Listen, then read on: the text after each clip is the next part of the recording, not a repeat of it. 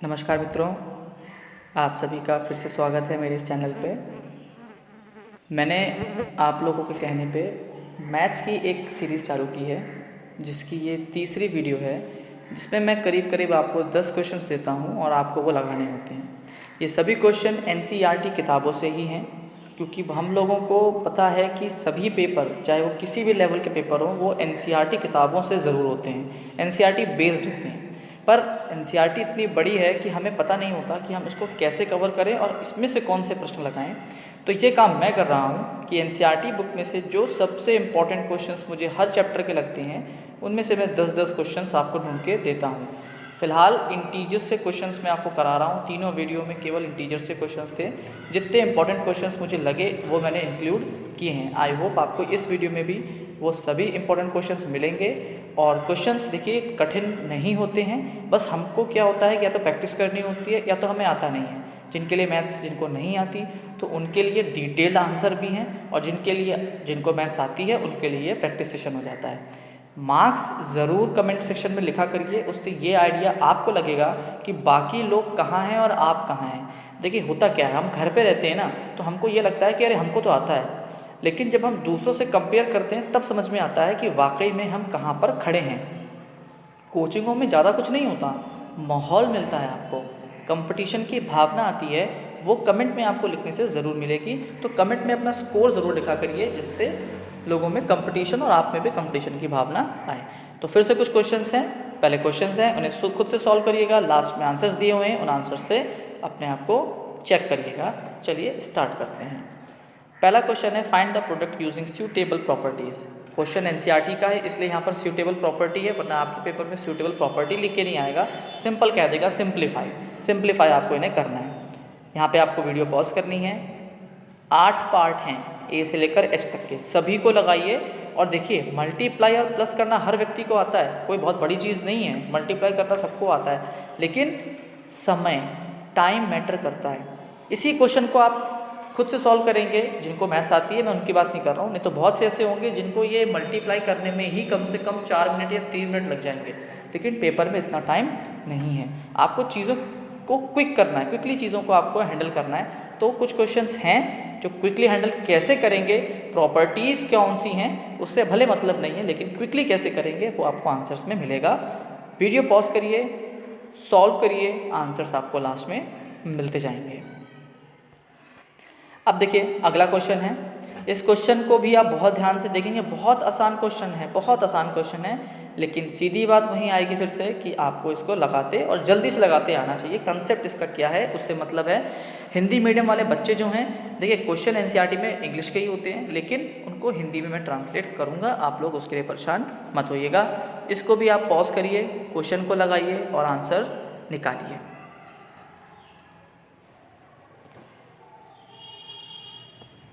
अगला क्वेश्चन ये रहा, इसको भी आपको पॉज करिए, सॉल्व करिए, आंसर निकालिए। अगर आपको लगता है कि मैं इसमें अपनी तरफ से ऑप्शंस ऐड करूं तो मुझे कमेंट में बताइएगा, तो मैं नेक्स्ट टाइम से ऑप्शंस भी अपनी तरफ से ऐड कर दूंगा।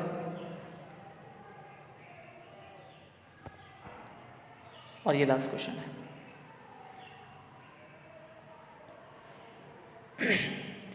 इन क्वेश्चन को जब आप ध्यान से देखेंगे तो बहुत ही आसान क्वेश्चंस हैं, लेकिन प्रैक्टिस की कमी के कारण एक छोटी सी माइनस की गलती से आपका क्वेश्चन गलत होता है। इंटीजर्स में देखिए कुछ नहीं है, केवल प्लस माइनस का खेल होता है, आप सबको पता है। वहीं प्लस माइनस का खेल को जरा ध्यान से अब देखते हैं। जैसे पहला प्रश्न है, 26 इंटू -48 प्लस -48 इंटू -36। जिसको जानकारी नहीं है इस क्वेश्चन को सॉल्व कैसे करते हैं, उनका सिर्फ एक ही काम होगा, वो क्या करेंगे, तुरंत 26 × 48 करेंगे, फिर तुरंत 36 × 48 करेंगे, उसके बाद जो भी आंसर आएगा उसको सॉल्व करेंगे। इस प्रक्रिया में आपको कम से कम मल्टीप्लाई करने में ही 1.5 से 2 मिनट लग जाएंगे। सॉल्व करते करते आपके 3 मिनट चले गए, जबकि ये क्वेश्चन कितने मिनट का है, बहुत खींच के 1 मिनट का। कैसे, वो देखिए। चीज़ होती है जिसको हम कहते हैं कॉमन लेना।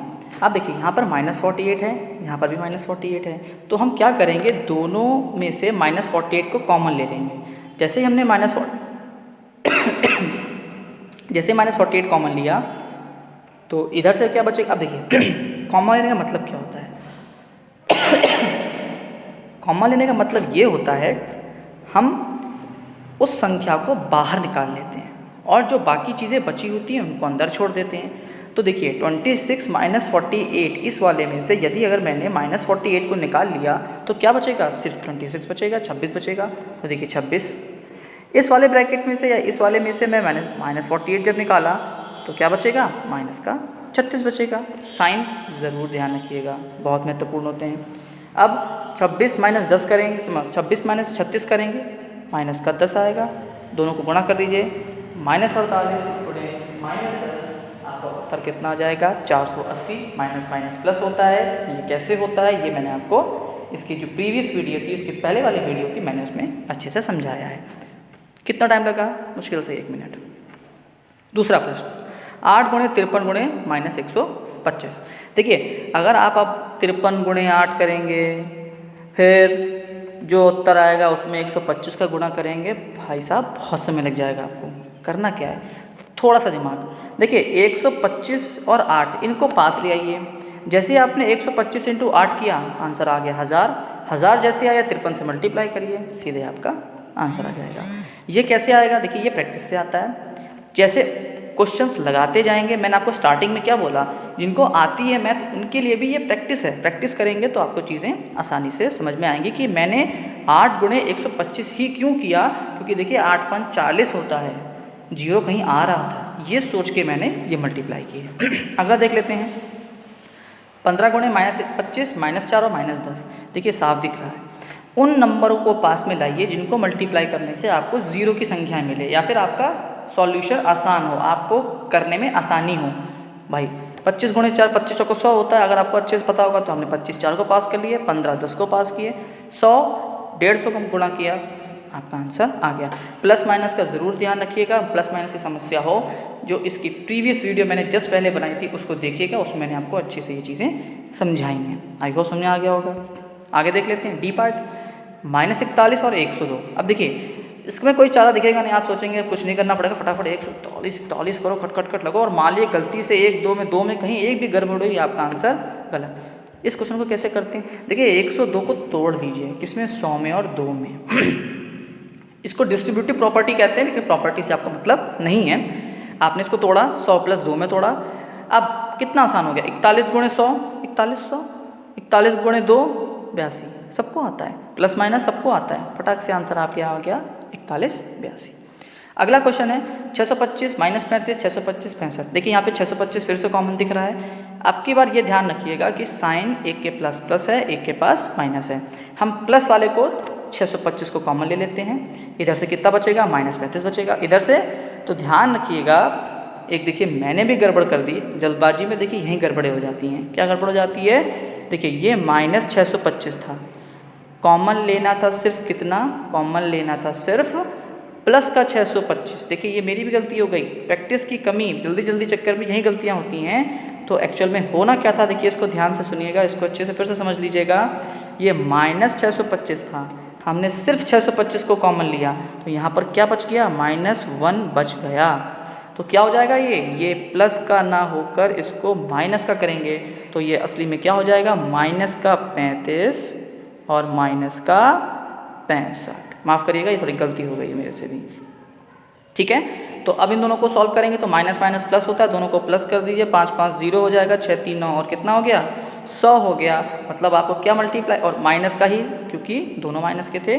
तो अब इसका उत्तर क्या हो जाएगा, तो 625 गुणे माइनस का 100, और इसका आंसर हो जाएगा 625000 माइनस का। ध्यान रखिएगा आंसर इसका -62500 है।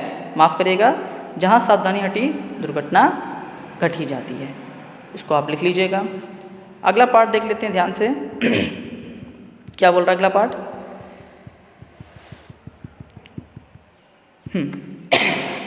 7 गुणे 50 माइनस 2।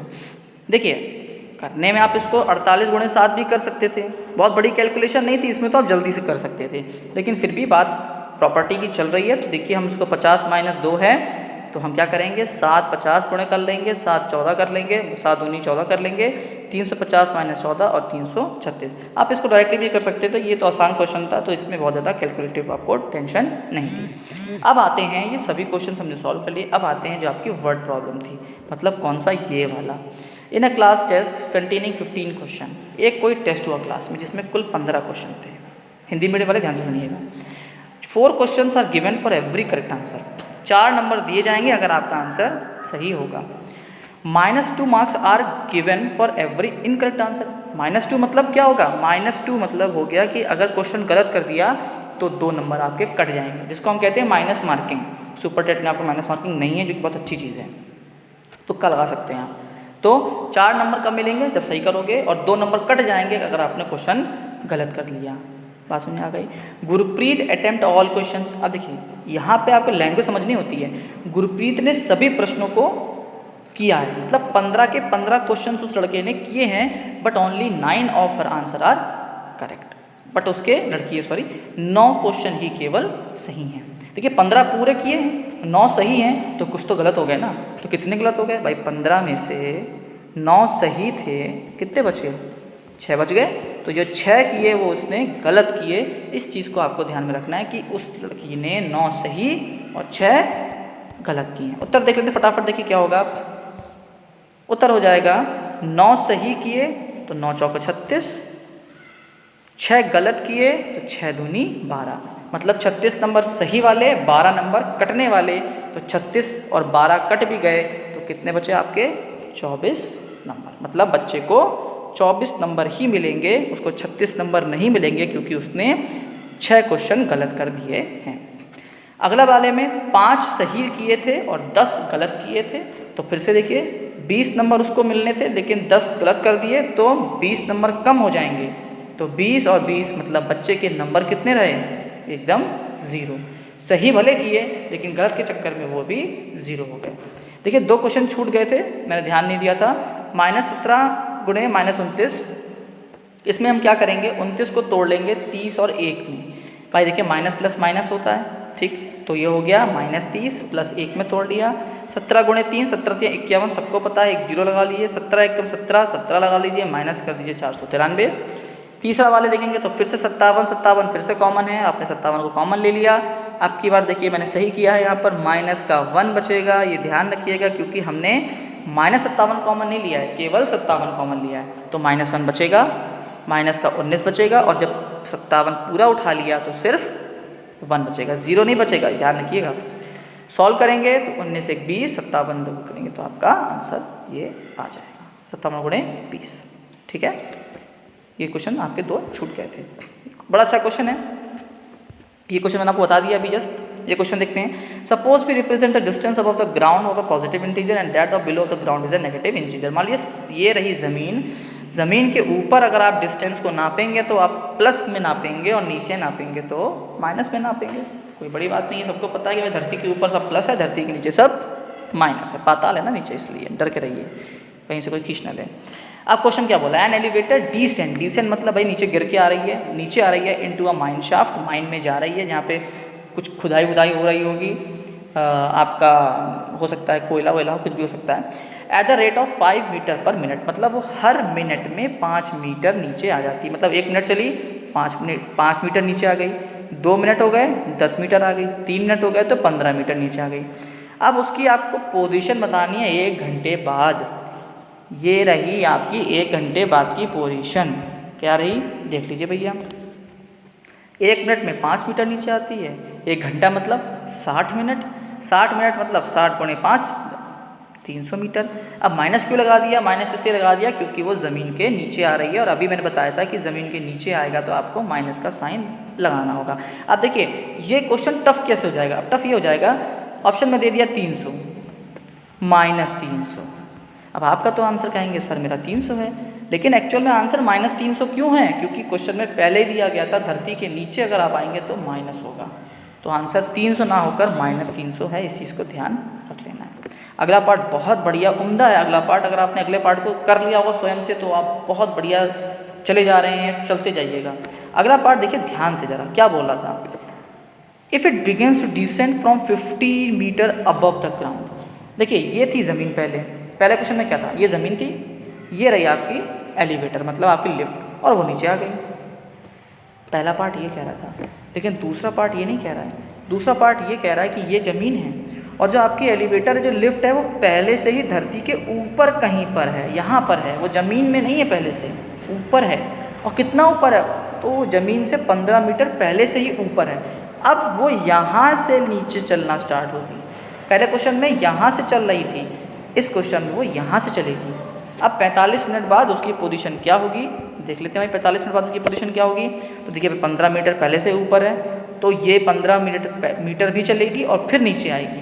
तो टोटल कितना चलेगी, तो भाई टोटल 225 नीचे आएगी। टोटल 45 मिनट में इतना चलना है, लेकिन 15 मीटर अबव द ग्राउंड था, और अबव द ग्राउंड को हम प्लस में लिखते हैं, इसलिए -225 और 15 को जब जोड़ेंगे तो उत्तर आपका जो आंसर है -210 मीटर है। ध्यान रखिएगा कि ये 15 मीटर ऊपर है, इसलिए ये 15 मीटर भी इसमें जोड़ना पड़ेगा। प्लस इसलिए है क्योंकि ज़मीन के ऊपर है, माइनस में इसलिए है क्योंकि ज़मीन के नीचे है।